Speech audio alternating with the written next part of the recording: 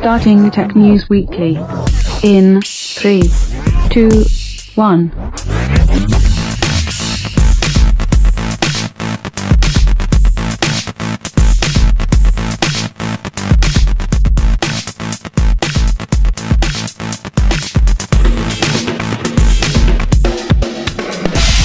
Everybody, welcome to Tech News Weekly. I'm Andrew Zan. Of course, I'm joined by John Bubb, as I meet you every week. How you doing, John? Hey, Andrew. How's it going? Good. We haven't done a show in a couple of weeks. I just got back from Vegas. I was traveling last week. It was an entire ordeal because I flew standby. I didn't fly with tickets, and I got bumped off my first flight, and I made it on the second one at around 9:40. You seem to have a lot of problems with flying lately. It's always like that with me when I fly. It never goes smoothly. There's always some sort of delay. I mean, the last 3 times that I've flown, okay? Last time I went to Cancun, and, there was a JetBlue thing that happened. Mm-hmm. Before that, I flew to LA, and the furlough went into effect that day. And my flight didn't take off for 2 hours. There was a delay because there was nobody in Los Angeles to taxi in the plane. So it seems like it's every time that I'm flying. I'm actually flying to Los Angeles in July. Let's just see what happens in July now. The flight back from Las Vegas was a breeze. You have problems with flying. Period. I have problems. Period. You and flying don't go together. No, I have problems. Period. Me and everything don't go together. It's always an issue for me. Everything. But I'll tell you something, John. You know, we talk about technology. We're going to talk about the news, but I want to talk about the tech that you take with you when you travel. For years, I have always been a heavy tech packer. So I always bring a camera. I bring my phone. I bring my iPad. I bring my laptop. I also bring my iPod if I want to listen to something on the plane. This year, I didn't do any of that. I cut out the iPod. I cut out everything. All I had with me was my phone and my laptop. That's it. And did you feel naked? No. I mean, that's a surprising thing. The reason why I don't use my phone as my MP3 player. I hate doing it because I always feel that the battery is never good on these things. And as soon as you start doing anything on it, it's going to kill the battery. And that's the last thing you want, is to be stranded with like 2% battery when you're going away somewhere. So So I've always had like a backup device that I listen to my music on. I loaded up everything on and the reason why I did this is because I was so late to pack. So in the morning, while we're getting ready to go, I realized I hadn't loaded up any MP3s, so I just went on my phone. I downloaded all the MP3s that I wanted to load up, and that was it. I was finished. But let me ask you this, John, okay? I'm going to ask you something. If, let's say, you sent me an MP3, okay, of a podcast, how do I load that to my iPhone? This sounds like such a dumb question, but I had such difficulty loading something to Jessica's to her iPhone. I wanted to load an MP3 in her iPhone, and I couldn't do it. From your phone? No. Just I connected it to my iTunes, connected the phone. Now what do I do? Oh, it's a whole process in iTunes. It's a disaster, right? You have to configure all the sync settings, and then you have to click on what you want to sync, and then you have to actually click sync. And it's not easy. If you don't do it regularly, it's not easy. So if you do it regularly, it's not hard. Now, I've done this. I've done this many times in the past, a ton of times. For whatever reason, I couldn't figure this out. I couldn't figure it out. It seemed like it's such a simple thing to do, but no matter what I did, I checked the right sync one. I did manually sync podcasts, manually sync music. It wasn't, no matter what I did, it would not load it. And it was an MP3. So I just totally gave up. I downloaded it on her phone rather than doing it the other way. Or what I've also done is download it via Dropbox and listen to it in Dropbox, which is such a convoluted way of doing it, but I've done it that way. With this, and this is one of the first times that I'm praising Android, it is so easy to load something you want on here and take it and listen to it. I wouldn't even know how to do it on Android either. You just download it like it's a computer. I mean, you could sync it. Like if I connect this to my laptop, I could just think drag that's and kind of drop why it. people use iCloud. I think iCloud is one of those ways where it becomes so much easier for an iOS device to sync and have music on its device. Now, let me tell you this. If it's in the App Store and you're downloading, it's very easy to do it if the podcast is in iTunes. This specific podcast is not on iTunes. It's a subscription-based podcast. So Right. I can't download it via iTunes and have it load up.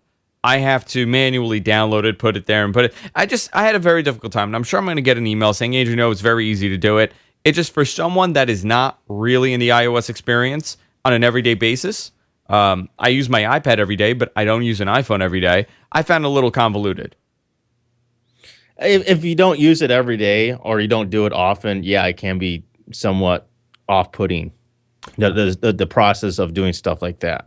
But I'll tell you, I had my phone. I listened to all my MP3s on the phone. I had my laptop just in case I needed to get some work done, which I really didn't even use the laptop. Actually, no, I did. You know what I used it for? To watch WrestleMania in the hotel. Spencer actually got really into it. I'm going to talk about it on the free-for-all, but I actually watched WrestleMania on my laptop in the hotel with the hotel's Wi-Fi, and I had no dropouts. That's pretty cool. It was actually insane how stable it was during NAB when there's this is at max occupancy and all these people are tech geeks and they're all doing something on their laptop. I don't think I've ever been to any hotel that offered Wi-Fi in any capacity that hasn't had issues for me. Yeah, it's crazy. I actually, Even if I'm paying $8 for the night to access the Wi-Fi at a higher speed, I still have issues. no, this thing was crazy. I was just on Wi-Fi and it was absolutely perfect. And I was blown away. When I did the speed test, I was getting like 20 megs by 20 megs. Wow. So if I had wired it, which they do supply you with a wire, I could have, who knows what it would have been, but it worked perfectly, and I used it. But it's interesting how these devices now, you're cutting down on how many things you're bringing, and you're only bringing one or two things now. If I had, You could get away with just your iPad, I think. Oh, If 100%. you didn't have to do any sort of work, you could easily get away with just an iPad. I'll tell you, Jess brought her iPad, and she has Word on there now, and she did all of her work on the plane in Word on the iPad. Yeah, I mean, now when I go on vacations, I really don't take anything with me. I just take my phone and that's it. That's it. Well, but you do like crazy stuff like remoting into my computer via your phone. If that's just for emergencies. If I really do have to do work, I had to have access to some sort of computer, and usually I know somebody that has a computer that I can just borrow. Yeah, I mean you've actually, that's what it comes down to. Yeah. So I just wanted to tell the story about how I've actually cut down on so many devices, and traveling and bringing electronics with me is really. I still think totally that if you do want to have great pictures on a vacation or something like that, you still need to bring a separate camera. Yeah, you can largely get away with just using your camera phone, but if you want great pictures, you want to be able to actually zoom in and whatnot, you really should bring a camera with you. I think for 90% of people, the iPhone is the best camera that you could buy. Oh yeah. Yeah. I mean, last year when I visited my sister in Nashville, I just used my iPhone, which was great for most of the time. I mean, there's some times where it'd be nice if you could, zoom in like 10x or something. Yeah. That's the only caveat with camera phones, is that you really can't do any sort of optical zoom. Well, I think that's going to change, really, if in the coming years. Yeah, you can kind of do that now with the Nokia PureView cameras, but it's still kind of a wonky way of doing it, where it's just a larger megapixel sensor that you just crop. Yeah. Hey, John, why don't you go into a story? I want you to pick the first one today. So there's been a lot of talk this week about this Heartbleed bug.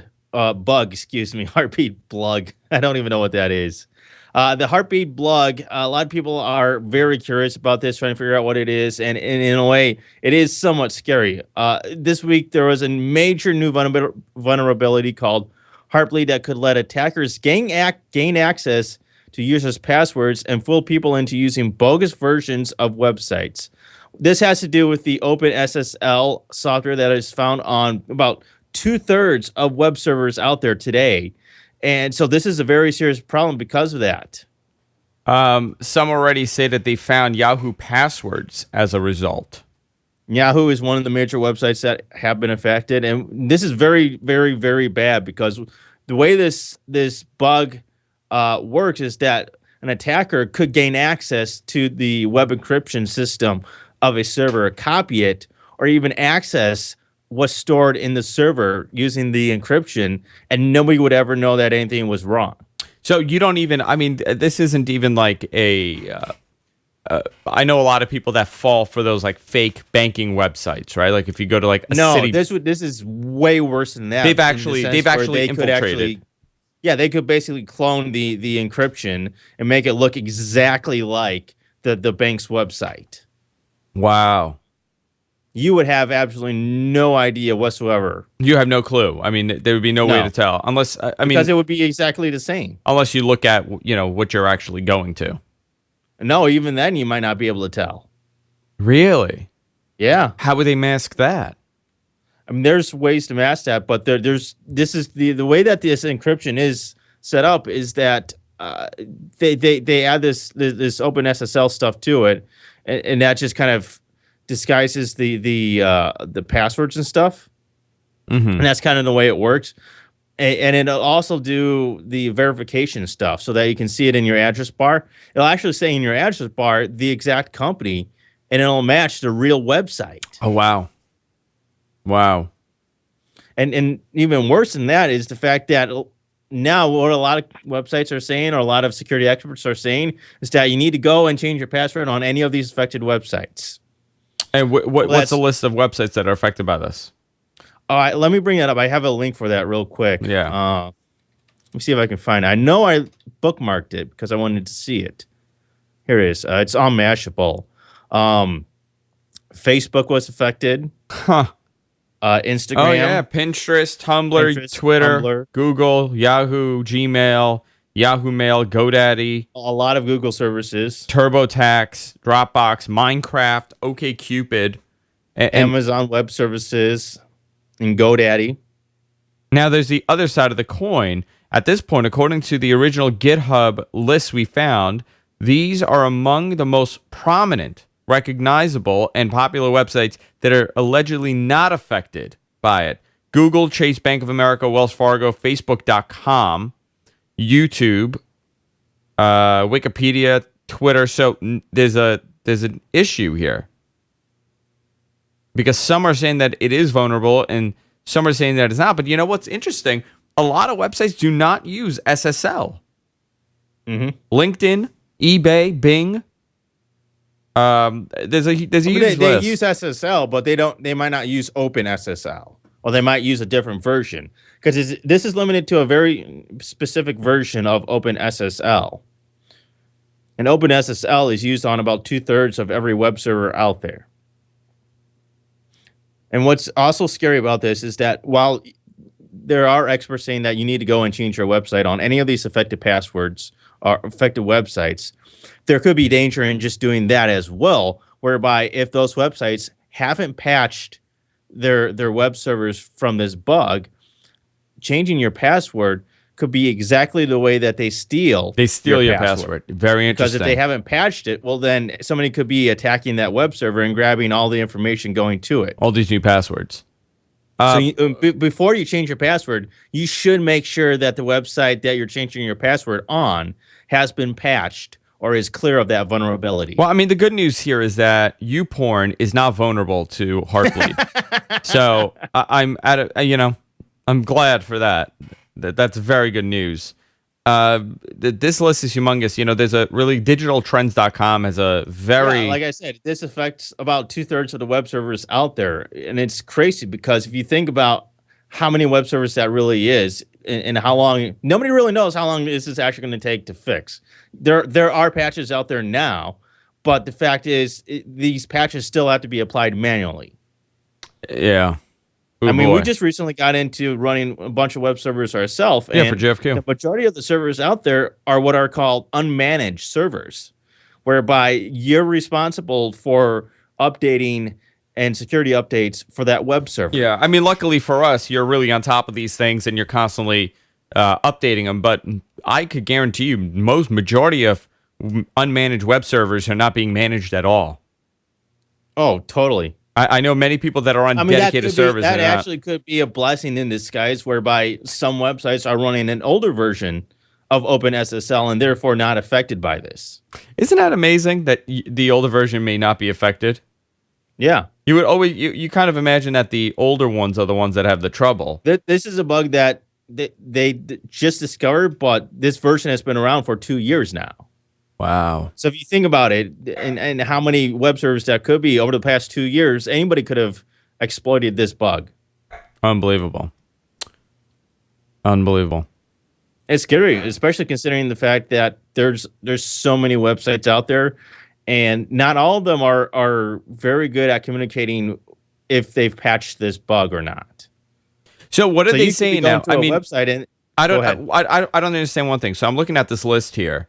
And Google is on here. They're saying they're patched since and now. Okay, now they're safe to use. Okay, so these are the sites that the ones that I read to you were the ones that are now safe to use. But Google was affected at one point. Yes, they were. Okay, so they were on top of it though, and patched them as quickly as possible. Okay, so there's actually a list of sites that have patched the vulnerability on Digital Trends, if you want to go look at it. I kind of got confused because I'm looking at two lists here, and one is saying that it's not vulnerable, and one is saying that it is. It wasn't an updated list. Now, a lot of these sites have updated. Yeah.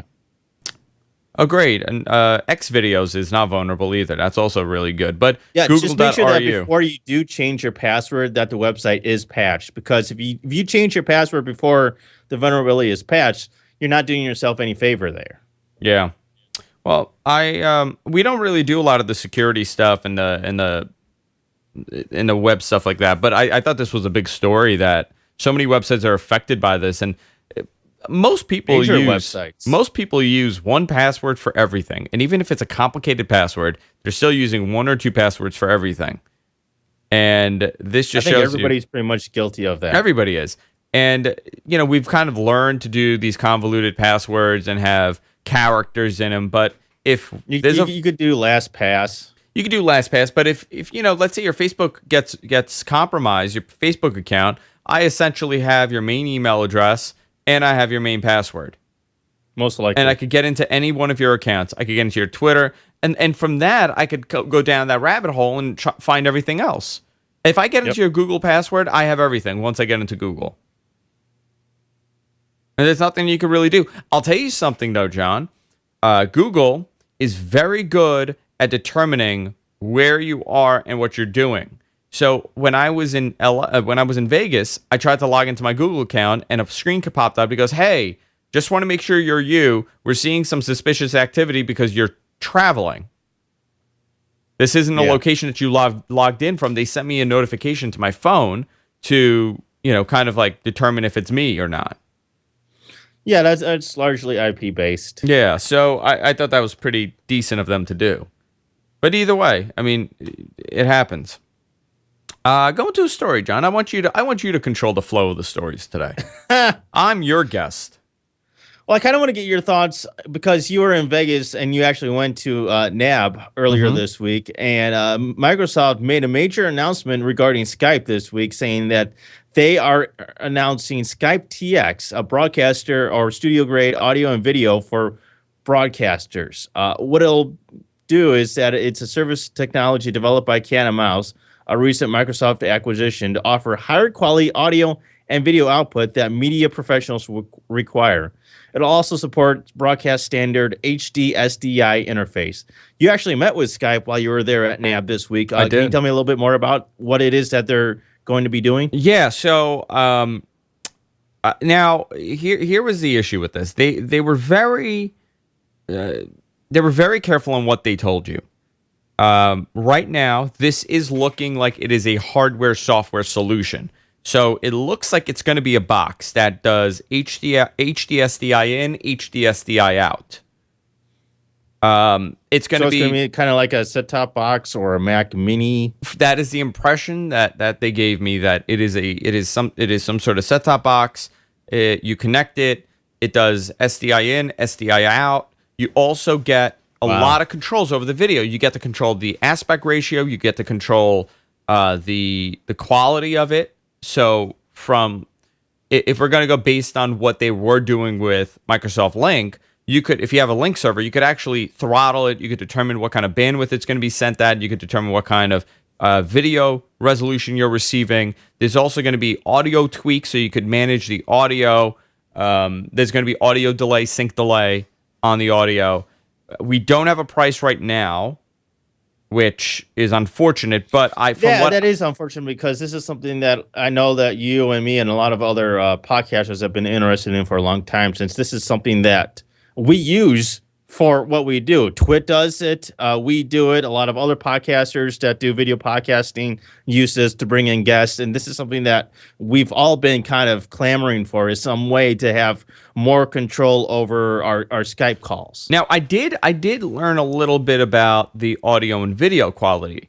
The video will be much higher. The term was used double bit rate. So I believe double bit rate. That was a term that somebody used to me. Now, I don't know what that means. I don't know what they're considering the current bit rate for video. If I would assume it's between 2.5 to 5 megabits per second for HD 1080p via one of the Logitech C920s. So we're looking at maybe 5 to 10 megabits for the video quality for higher res video. The audio, I was told that it will be implementing a new codec, which I'm assuming it's Opus.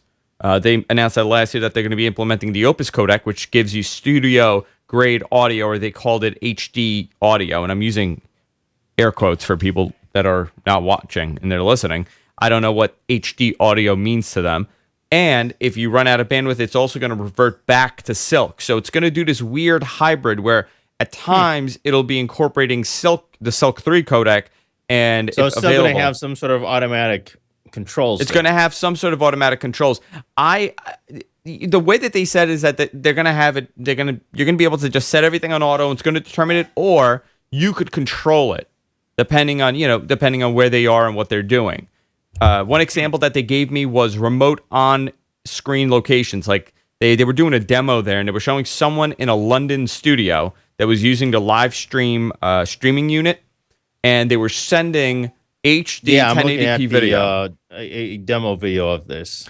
Now it looks like it has a lot of information with it as well on the screen as far as what you're doing. Do you have the demo? Let me see what you're looking at, because I haven't. I was there and it got a little confusing on what they're doing. Yeah, I'm looking at the video that's on Engadget's article here. Okay, so that video that I saw, this is exactly what I was demoing. If you could see on the screen, I'd love to be able to pull this up and make it a larger picture. There's a lot of information there.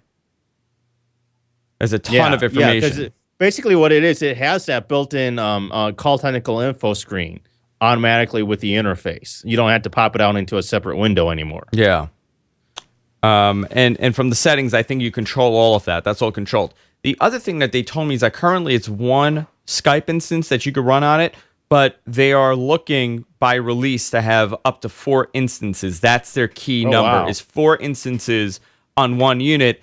I think this is where the pricing thing happens, where I think they're going to start at around, if I'm just guessing, I think we're going to see couple $100, $500, $600, and it's going to go all the way up to maybe, a couple thousand for a box. In a way, this almost sounds like they're making a Skype appliance. They're making a Skype appliance. What Google's the Telos Alliance has, or other people in the radio business have these appliances to do video broadcasting and stuff. This is going to be an appliance.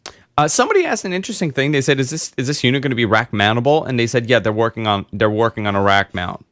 Yeah, so this is basically going to be a Skype appliance. It sounds like, yeah, which to me is a brilliant idea and something I think they should have done a good year or two ago. For the longest time, they were not very welcoming of broadcasters using this.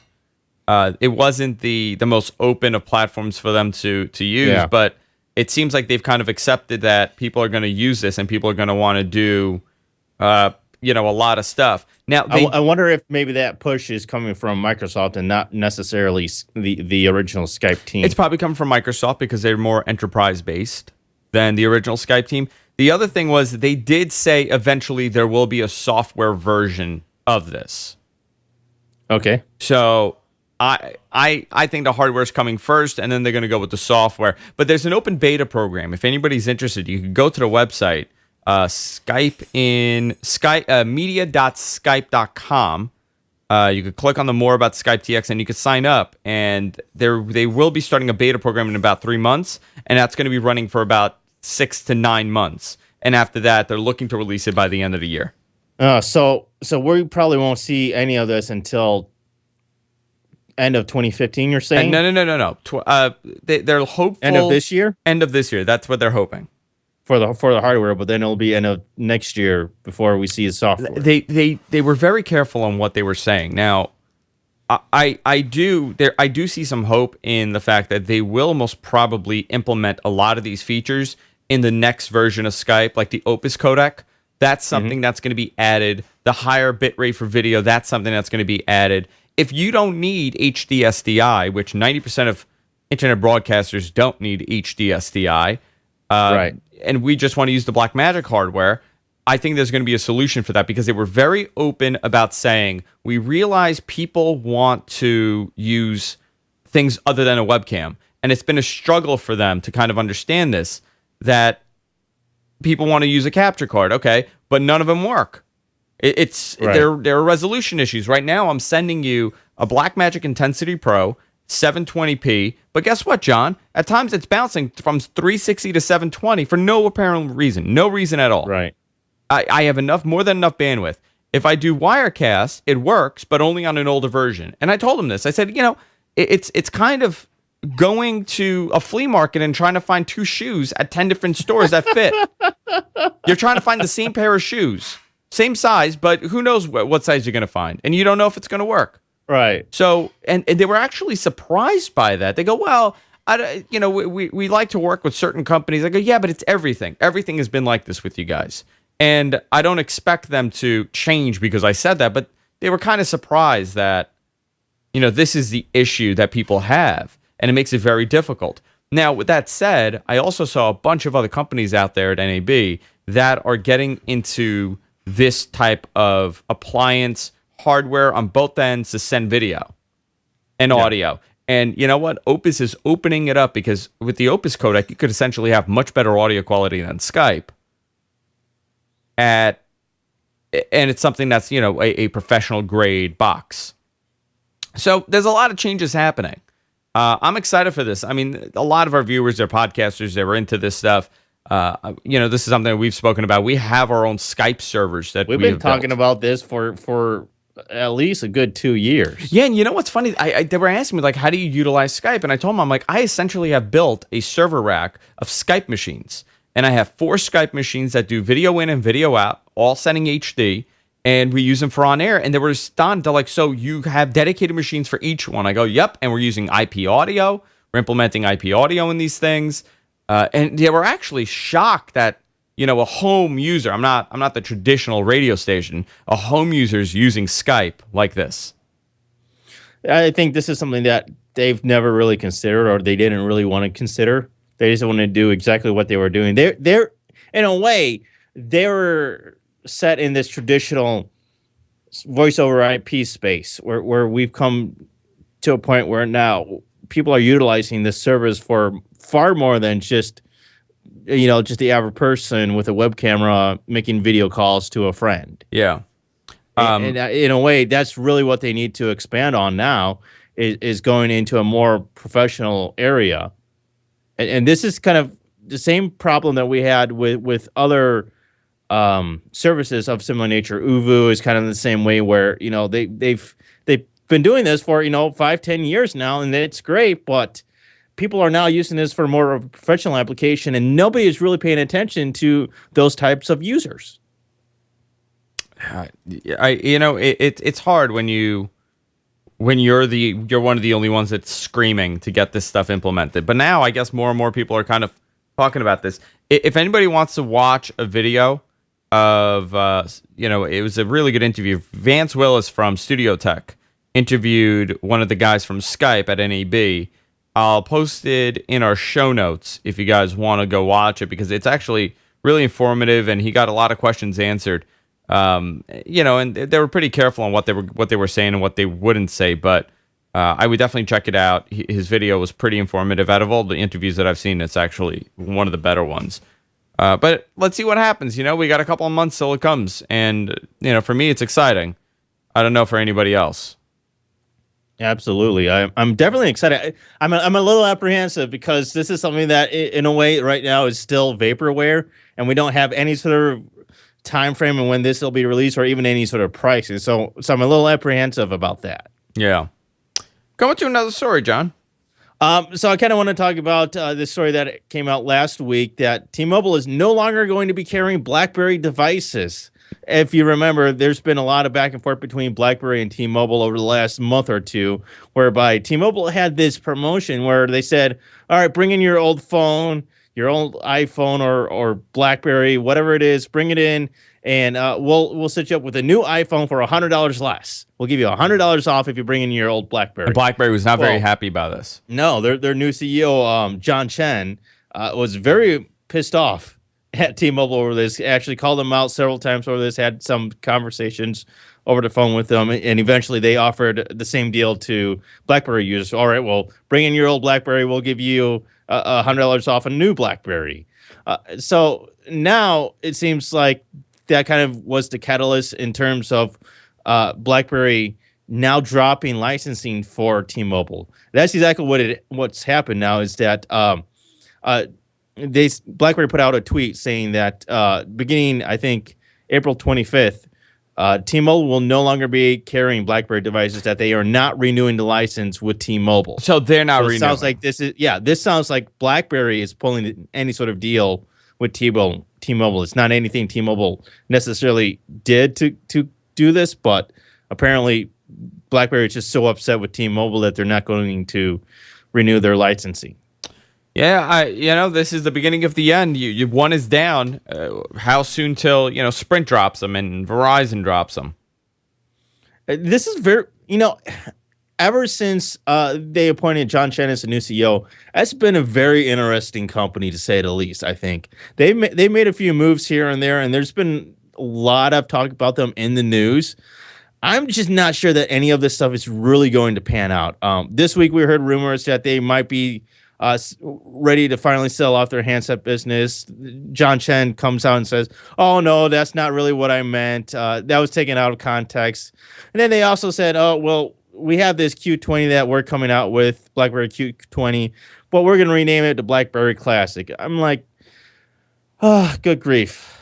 Yeah. Nobody wants a BlackBerry phone anymore. I say this all the time. It's so sad because I really think that the last phone that they put out was great. Problem is that they burned so many bridges in getting to that point, and they're still burning bridges. So I don't see how BlackBerry is going to be able to survive, at least not in the consumer world. In my opinion, they're completely toast as it stands now in the consumer world. They might have still some sway in terms of enterprise business, but as far as consumers go, consumers don't give a crap about BlackBerry anymore. They're completely toast. Do you feel like they have a chance in emerging market? I mean, they have some sort of they're going to run their same course that they ran here, where they're going to come out with these stupid phones. They're going to come out with the BlackBerry Q20, which is now the BlackBerry Classic. They'll sell it maybe in some emerging markets eventually in a year from now or whatever, and they're just going to do these iterative updates where, oh, well, now we have Wi-Fi and GPS. You don't have to choose between either of them. Yeah. And it's going to be the same crap where they'll do that for 5 years and then have nothing else to offer. What an awful situation this company has been in. In a way, I see John Chen is kind of, in a way, a great person to be heading BlackBerry as far as an enterprise business. The problem is that there's so much bad publicity out there from a consumer standpoint that consumers just don't give a crap about BlackBerry anymore. And I'm not sure that enterprise really cares anymore either, because there's been so many new inroads from Apple and Android. And the next version of Android. You don't have to rely on BlackBerry anymore. And that's what it comes down to. It's been rumored that the next version of Android is really going to concentrate on enterprise. Yeah, so, if Android really started hitting and marketing towards the enterprise business, BlackBerry is totally done in that as well. Yeah, it really comes down to what the IT guy was using for years. And the IT guy was using a BlackBerry. And you know what? These IT guys now, they're using iPhones. That's the reality of it. So if they're using iPhones, they're going to tell you it's fine to use an iPhone. Right. That's just how it goes. Well, for the longest time, for a good 2 or 3 years, BlackBerry was the device to have for reliable email on your phone. Now it's just not the case anymore. You can have an iPhone, an Android, a BlackBerry, a Windows phone. It doesn't matter what smartphone you get, you're going to have reliable email. Yeah. I would rather have a Windows phone than a BlackBerry, to be honest. I think that would be a safer way to go, because who knows when you'll get any sort of update for a BlackBerry phone. Yeah. Hey, since I brought up Apple, let's talk about this one. Apple to sell 2 sizes of the iWatch. This is just a rumor, by the way. It's a rumor. With flexible AMOLED display this fall.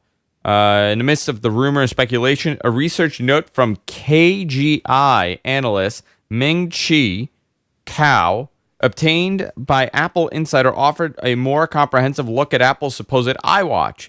Kao has a proven track record of predicting Apple's next hardware moves. So they're actually predicting that it's going to have a 1.3-inch to 1.5-inch flexible AMOLED display with sapphire cover, suggesting that the device screen will curve to fit the user's wrist. In addition, Apple is thought to be incorporating liquid metal and mechanical parts.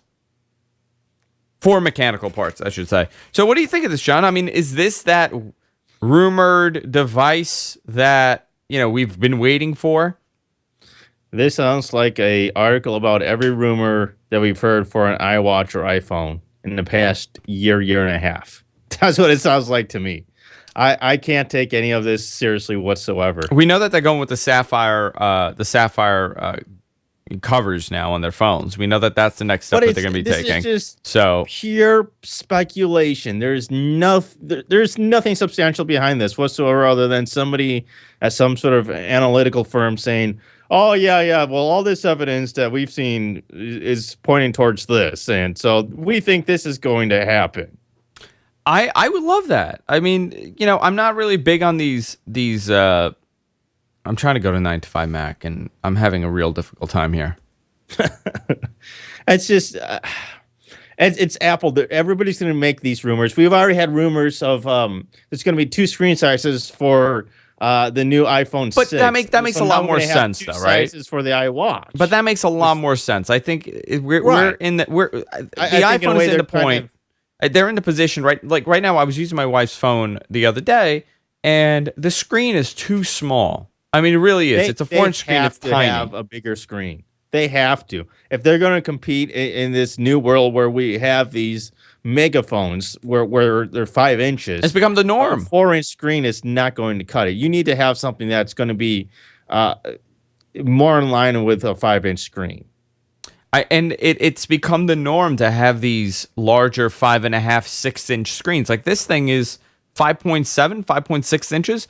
I don't even notice that it's a large screen anymore. At first, I was actually it was way too big. Now it feels really.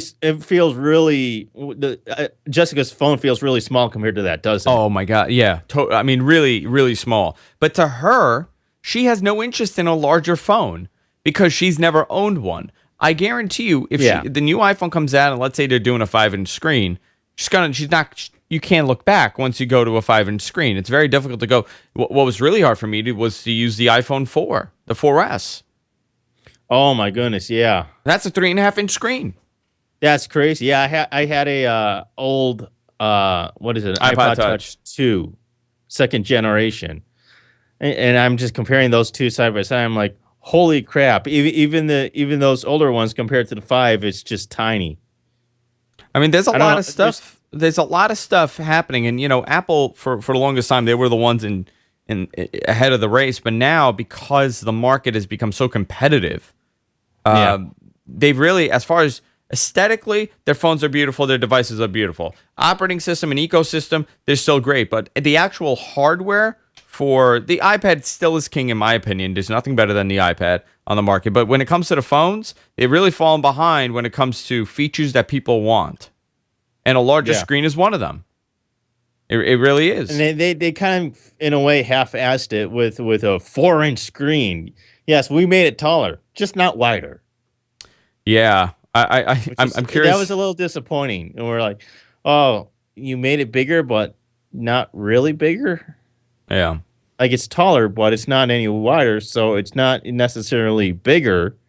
It just has a taller screen, so it still doesn't make much sense. So, by the way, Comcast and Time Warner are filing with the FCC. It says that it's saying that Apple is exploring new set-top boxes. So, this is something that we've been talking about, how possibly the set-top box will become an Apple TV. Mm-hmm. This is part of that. They're trying to compete with Google. I in a believe way. it when I see it. I would love it. I would love it just to get a set-top box, and it's just just connect But that see, one here's- box, here's and what's that's gonna it. happen. It's Comcast, it's Time Warner, it's Apple. You're going to get something that is not going to live up to everybody's expectations. It's going to be it'll be something more than what we have now, but it's not going to be exactly or anything that close to what people actually want. I mean, technically, It'll be like, oh yes, you'll be able to access any sort of Comcast programming on your Apple TV. no. See, I would love to have just connect the cable to that thing. That would be great, but I that's it. wouldn't hold my breath for that. Yeah, I guess the problem would be like encryption and stuff like that. Oh, it can easily be done. I mean, all you do is what you would have to do is make a spot in the Apple TV for a cable card. Yeah, that's it. And then all you would do is go to Comcast or Time Warner and request a cable card and put it in there. Yeah. Let's see what happens. That's all you would have to do. A lot of people do that now with Silicon Dust. They have these HD Home Run Primes, which a lot of people use, and they have cable card versions where all you do is you put in a cable card, and now you have this super cool TV tuner that you can access on your network. Yeah, but even with the cable cards, I know that some channels are not picked up, and they're doing weird encryption, and some cable cards work and other ones don't. It's a whole thing with the cable cards. Yeah, it's not super easy to set up. But Yeah. that's how you would do it. Yeah, since we're on the set-top box topic, let's talk about Amazon launching the Fire TV. Now, I was away, so we didn't get to talk about this. Not bad. It's a quad-core CPU, 2 gigs of RAM. The thing is a Roku box on steroids, pretty much. I don't know if I would say on steroids, but it's on par with the Roku, I think. Oh, it's much faster. The interface is tremendously compared to what you're getting with Roku. In that regard, but since it come out last week, we've seen a lot of reviews since then, and we're slowly finding out all the little caveats about this. Yeah. What do you think of it, Whereby John? voice search doesn't work with everything, or Amazon, everything that's related to Amazon works great. Yeah. Loads instantly. You can do voice search, but when it comes to anything else, it's not nearly as great. See, It's good. It's on par with Roku, but you can clearly see a difference in quality and speed of the interface and everything compared to when you're using Amazon compared to anything else like Netflix. Ron Knights brings up an interesting point. He goes, yeah, but I already have 4 set-top boxes. See, that's the biggest problem now. How many of these devices do we need to run Hulu and to run Netflix? Because that's essentially what everybody's doing. Or Amazon Prime, which is on everything. How many more do we need? If I have a Roku, and I have an Apple TV, and I have a Google TV, and I got a Chromecast, do I need to get an Amazon Fire TV? Not necessarily. It's going to be one of those things where if you already have those devices, you're not likely going to buy one. I guess it's The whatever benefit of this ecosystem is you're in. if you're already in the Amazon ecosystem, this is a definitely good buy for you because you're already in that ecosystem. If you already have a Roku, the latest Roku, you might not need to buy anything unless you're a tech enthusiast but John, that wants to try it out. wait. Google's coming out with the Android TV. Yeah, that's another one of those things where I'll believe it when I see it. Well, I saw the screenshots are out. Nothing great. Screenshots don't mean anything. Nothing great. We've been hearing about a new Google TV for 2 years. And an Xbox. People got Xboxes. They got PlayStations. Xbox actually has a pass-through now. So really, how many of these devices do we need? The reality is once you're in an ecosystem, you're invested and you're not going to go anywhere else.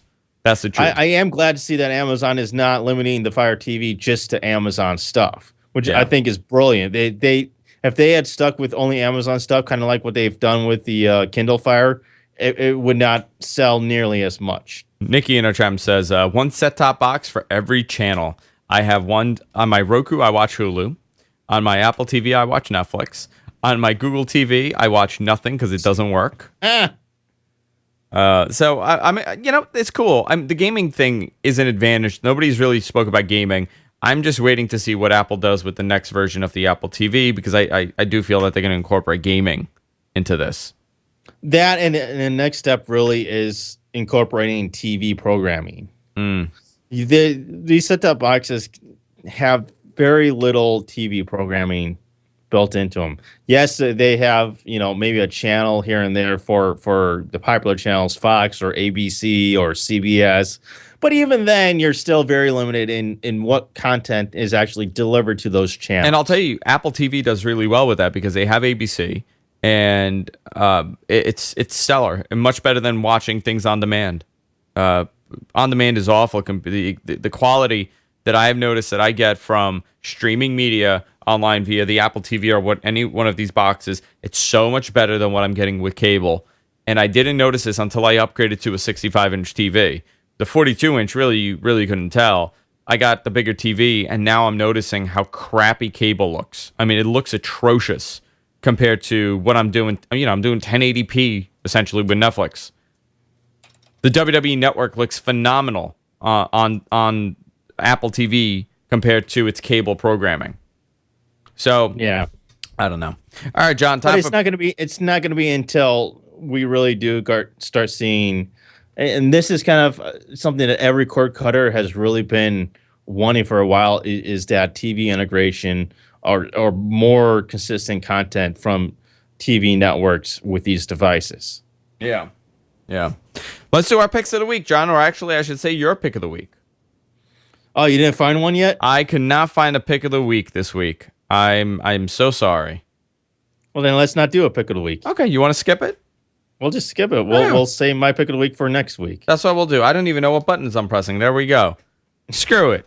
We'll do it live. We'll skip the picks of the week this week. Next week, I promise I'll make it up. I'll get a good pick next week. You better. I actually, you know what? I do have something here. I was going to do it as my pick of the week, but I haven't used it yet. A company sent me an indoor antenna for the metro area, so for cities. And I was hoping I would hook it up and use it because I did review the one I got from Amazon, and I did have some issues with it, picking up some channels. So I'm going to do a comparison between the two antennas to see what's better. Oh, cool. So I'll have that ready for you guys next week. All things GFQ, go to gfqnetwork.com. You can subscribe to our show. We're on iTunes. We're everywhere podcasts are available. Subscribe. It helps us out when you do that. Also, follow us on Twitter at GFQ Network. You can follow me at Andrew Zarian, Suncast on Twitter. Also, we're on Facebook. The GFQ Network's on Facebook. Just search Guys from Queens on Facebook, and you can find us. Am I missing anything? Oh, yeah. We were talking about Amazon. How could I forget? Use our Amazon affiliate, guys. If you're buying anything on Amazon, we have a little banner on the top of our website, on the new GFQ website. You can click on that, or you can go to gfq.co/Amazon. Bookmark it, so every time you buy something, we get a tiny little credit. And that tiny little credit goes a long way every time I need to buy a wire or a microphone for the studio or a camera. I appreciate the guys that have been doing it. I know a lot of you guys constantly use our affiliate page, and it builds up at the end of the month. It's surprising to see how, a couple dollars here and there becomes something. So thanks a lot, and continue doing that. Also, we have a Patreon campaign for What the Tech. If you're a fan of What the Tech, or if you're a fan of this show and you want to kind of, set it up. I don't know if we're going to be doing a Patreon for this show, but for What the Tech, we have one. And right now we're about $260 a week, and we have a couple goals that we want to hit. If we get the goals, it's actually going to help these shows also, because we're going to do live, no mid-roll or pre-roll live streaming. We have a lot of stuff coming, and we need to hit those goals to kind of incorporate them. So if you have a couple bucks, you want to support what we do, we would love it. If not, nothing is changing. I won't be upset. It's okay. I'm choking now. I'm so upset. Go to our website, and we'll see you all next week. Good night, everybody.